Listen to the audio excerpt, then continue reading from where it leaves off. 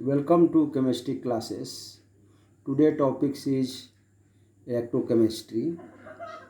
I have already taught you some portion of electrochemistry and up to the electrode potential. But I repeat it, electrode potential again. So electrode potential, I have given notes. See here, electrode potential, the potential difference between the electrode and its ion in the solution is called electrode potential. कोई भी electrode लेंगे और एक ion भी लेंगे तो उसको हम लोग इलेक्ट्रोड पोटेंशियल कहेंगे। जैसे हम लोग late us consider a rod copper placed in copper sulphate solution. Copper atom have a tendency to lose electron to form copper ion, which go into the solution as a result of oxidation. After some time, the electron present at the electrode will also have a tendency to attract positive ion present in the solution. This means that the electrode will not keep on losing electron and an equilibrium will be ultimately established. कहने का मतलब ये है कि एक rod लेंगे हम लोग और एक उसी का आयंस, जैसे कॉपर लिए रड, कॉपर सल्फेट में डिजोल्व किए, तो थोड़ा देर के बाद हम लोग क्या ऑब्जर्व करते हैं कि ये मेटल आयंस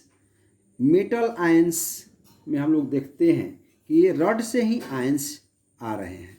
रड जैसे कॉपर का बना है तो कॉपर आयन इसमें आ रहे हैं।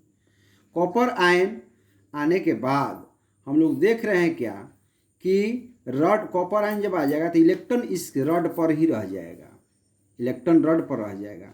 तो दो टाइप का चार्ज डेवलप हुआ, एक आयन पहले से आयन है और पॉजिटिव आयन रड से भी आया।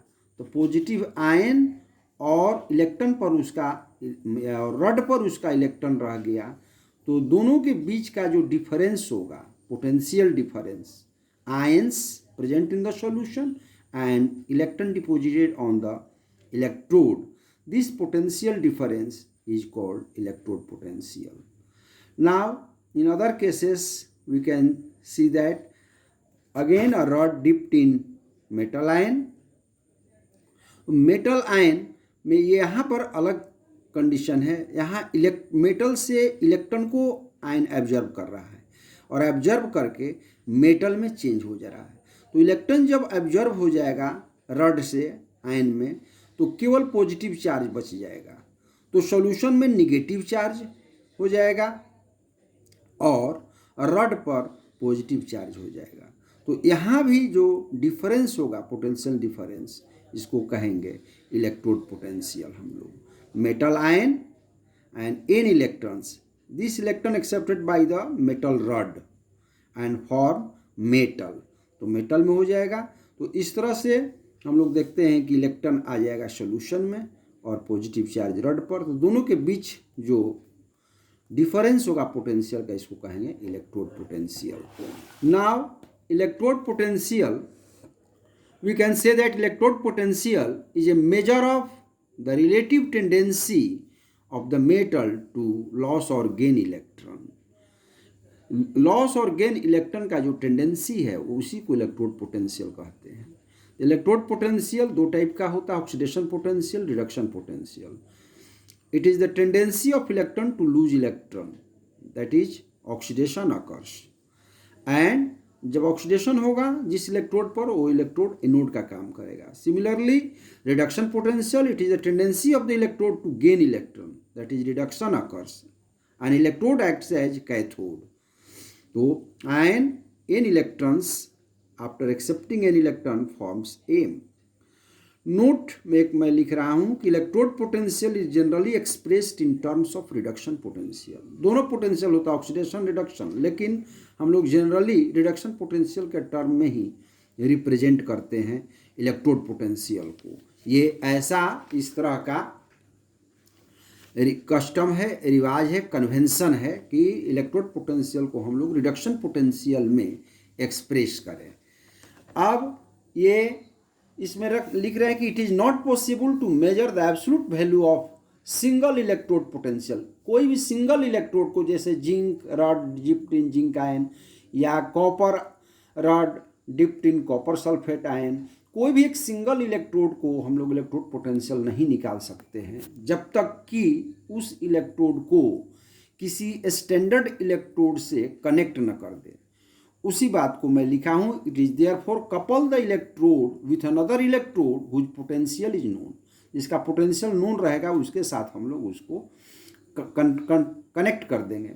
This electrode is termed as reference electrode. जिसका पोटेंशियल मालूम होगा उसको रेफरेंस इलेक्ट्रोड कहते हैं, और उसी को हम लोग SHE स्टैंडर्ड हाइड्रोजन इलेक्ट्रोड या नॉर्मल हाइड्रोजन इलेक्ट्रोड कहते हैं, और इसका इलेक्ट्रोड पोटेंशियल 0 होता है। तो ये थोड़ा सा इसके बारे में बता रहा हूँ कि स्टैंडर्ड इलेक्ट्रोड पोटेंशियल क्या होता है। तो स्टैंडर्ड इलेक्ट्रोड पोटेंशियल के बारे में, तो ये प्लेटिनम वायर है और इधर से हम लोग हाइड्रोजन गैस पास करते हैं, और ये platinum wire dipped in 1 mHCl solution, hydrochloric acid है और 1 मोलर कंसंट्रेशन है। ये प्लैटिनम है, PT platinum coated with platinum black, और कोटिंग प्लैटिनम का ही कोटिंग होता है। तो इस ये स्टैंडर्ड हाइड्रोजन इलेक्ट्रोड है या नॉर्मल हाइड्रोजन इलेक्ट्रोड है। तो SHE can act both as cathode and anode. ये स्टैंडर्ड हाइड्रोजन इलेक्ट्रोड कैथोड का भी काम करेगा, नोड का भी काम कर सकता है, depending upon the electrode which is connected to it. लेकिन ये डिपेंड करेगा कि किस इलेक्ट्रोड से हम लोग इसको कनेक्ट किए हैं, इससे मोर रिएक्टिव से किए हैं कि इससे लेस रिएक्टिव से किए हैं। अगर जैसे हम लोग SHE acts as anode, जब ये नोड का काम करेगा तो molecules of hydrogen gas change to hydrogen ions as given below. Hydrogen gas hydrogen ion में चेंज हो जाएगा, और ये आयन कहाँ जाएगा? सॉल्यूशन में जाएगा। This ion goes into the solution and if SHE acts as cathode, और जब ये कैथोड का काम करेगा, then hydrogen ion from the solution, hydrogen ion from the solution, solution में जो हाइड्रोक्लोरिक एसिड का हाइड्रोजन आयन है, ये हाइड्रोजन आयन इलेक्ट्रॉन ले करके और ये तब H2 में चेंज हो जाएगा, H2 गैस में चेंज हो जाएगा। अब एक नोट मैं यहाँ लिखा हूँ कि standard oxidation potential and standard reduction potential are equal in magnitude but opposite in sign. Standard oxidation potential और स्टैंडर्ड रिडक्शन पोटेंशियल मैग्नीट्यूड में दोनों सेम होता है, लेकिन केवल साइन अलग होगा। तो इसका यूज कहाँ करेंगे हम लोग SHE का? तो determination of standard electrode potential of zinc rod dipped in zinc ion electrode. तो यहाँ पर हम लोग SHE का उपयोग किए हैं। मान लीजिए ये SHE है, ये SHE है, और इसको हम लोग zinc rod dipped in zinc sulphate solution से ऐड कर दिए हैं। तो जब इसको हम लोग जिंक रॉड जिंक सल्फेट से सॉल्यूशन से इसको कनेक्ट कर देंगे, तो zinc rod is more reactive than hydrogen electrode, so it loses electron fast in preference to hydrogen electrode. तो ये इलेक्ट्रॉन पहले लूज करेगा, तो इलेक्ट्रॉन लूज करेगा तो ये इलेक्ट्रॉन यहाँ आएगा, ये इलेक्ट्रॉन तो जहाँ ये लूज किया इसलिए जिंक रॉड एनोड का काम करेगा, और SHE एक्सेप्ट किया इसलिए ये कैथोड का काम करेगा।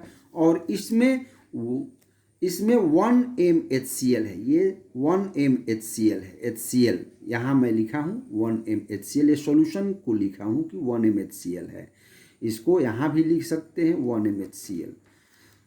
तो E0 cell is equal to, अब इसका एक फॉर्मूला है निकालने का कि हम लोग जिंक रॉड का, अकेले जिंक रॉड का तो इलेक्ट्रोड पोटेंशियल निकाल नहीं सकते हैं, इसलिए इसको हम कनेक्ट कर दिए SHE से, क्योंकि इसका इलेक्ट्रोड पोटेंशियल मालूम है 0 होता है। तो E0 cell is equal to E0 cathode minus E0 anode, ये फॉर्मूला होता है। और E0 सेल कैसे निकालेंगे? तो इससे यहाँ वोल्टमीटर लगा हुआ है और ये रीडिंग बताएगा 0.76 का, ये रीडिंग यहाँ पर बताएगा 0.76। तो E0 cell 0.76 is equal to E0 cathode E naught cathode, cathode यहाँ पर कौन है, SHE, और इसका जीरो होता है। मैं बताया हूँ कि इसका इलेक्ट्रोड पोटेंशियल जीरो होता है, जीरो में लिख दिया। Minus E naught anode, E naught anode कौन है, ये zinc current dipped in zinc sulphate solution, ये इनोड है। तो और इसी से मैं कैलकुलेट कर दिया E naught anode equal to minus 0.76 volt. इस तरह से ये 76 वोल्ट हो गया। और इसी तरह से अगर हम लोग यहाँ कॉपर ऐड कर दें, कॉपर का इलेक्ट्रोड ऐड कर दें, तो फिर ये काम करेगा एनोड का, और जो कॉपर ऐड करेंगे वो काम करेगा कैथोड का। उसको आप अपने से बना करके देखेंगे। और इसके बाद standard electrode potential, when standard electrode potential किसको कहेंगे, when the concentration of all the species involve in half cell is unity 1 molar, then the electrode potential is known as standard electrode potential. जैसे zinc rod dipped in zinc sulphate solution, तो zinc sulphate solution 1m होना चाहिए, 1m, तो इसको हम लोग कहेंगे, उसका जो इलेक्ट्रोड पोटेंशियल होगा उसको कहेंगे स्टैंडर्ड इलेक्ट्रोड पोटेंशियल।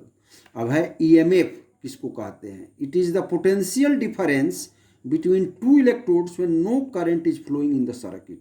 जब EMF, जब पूरे सेल में, बैटरी में पूरा करंट स्टोर है, कोई भी उससे अभी करंट फ्लो नहीं हुआ है, तो उस समय मैक्सिमम वोल्टेज हमको मिलेगा और उसको EMF कहेंगे। लेकिन थोड़ा सा अगर करंट फ्लो हो गया सेल से तो उसको पोटेंशियल डिफरेंस कहेंगे, क्योंकि फ्लो होने के बाद करंट अब थोड़ा उसमें वोल्टेज कम हो गया। It is the difference of the electrode potential of the two electrode when the current is flowing through the cell. It is always less than the maximum value of voltage which the cell can deliver. तो पहले थोड़ा सा इसमें से current flow कर गया, इसलिए अब इसमें वोल्टेज कम हो गया, पोटेंशियल डिफरेंस कम हो गया, इसलिए इसको पोटेंशियल डिफरेंस कहेंगे। और मैक्सिमम वोल्टेज को हम लोग EMF कहेंगे। तो EMF इक्वल टू होता है, या E सेल इक्वल टू होता है E right minus E left. Right side cathode को रखा जाता है, इसलिए E cathode minus E anode. अब एक यहाँ पर ये मैं सेल एक ले रहा हूँ, let us consider a cell copper dipped in copper iron and double vertical line that is salt bridge, silver iron dipped in silver rod। तो इसका हम लोग कैसे निकालेंगे E सेल, कोई एक लेकर के एग्जाम्पल में बताना चाहता हूँ। E cell equal to E right minus E left. तो E राइट, राइट में ये है, ये लेफ्ट हुआ, ये राइट हुआ, ये लेफ्ट, ये राइट। तो राइट में सिल्वर आयन है, लेफ्ट में कॉपर है। तो स्टैंडर्ड EMF इक्वल टू हम लोग लिख सकते हैं standard reduction potential of cathode, क्योंकि सिल्वर कैथोड है, और minus standard reduction of potential of anode, यहाँ कॉपर एनोड है। तो इनोट सेल इक्वल टू लिख सकते हैं इनोट cathode minus E naught anode, short में, इतना बड़ा न लिख करके शॉर्ट में इसको लिखते हैं हम लोग। इसको पढ़ते हैं standard reduction potential of cathode minus standard reduction potential of anode. अब आगे है एक नस्ट इक्वेशन। नस्ट इक्वेशन बहुत इंपॉर्टेंट टॉपिक है इलेक्ट्रोकेमिस्ट्री का। For a general reduction reaction, suppose Mn ion in aqueous accepts n electron and converted into metal solid, the Nernst equation may be written as, Nernst equation इसको कैसे लिखेंगे हम लोग, direct E is equal to E not minus RT by NF ln log, अभी base 10 नहीं है, तो M solid by metal ion aqueous. E is equal to, यहाँ एक्वस भी लिख देंगे, छूटा हुआ है, E is equal to E not minus, अब हम लोग 2.303 से मल्टीप्लाई करेंगे तो log 10 ले लेंगे, बेस 10, और यहाँ AQ लिख सकते हैं हम लोग। तो M solid by metal ion aqueous. तो E is equal to E not minus 2.303, R का value universal gas constant 8.314, T temperature 298, N F Faraday, तो 96500 लॉग बाई इतना। अब हम देखते हैं कि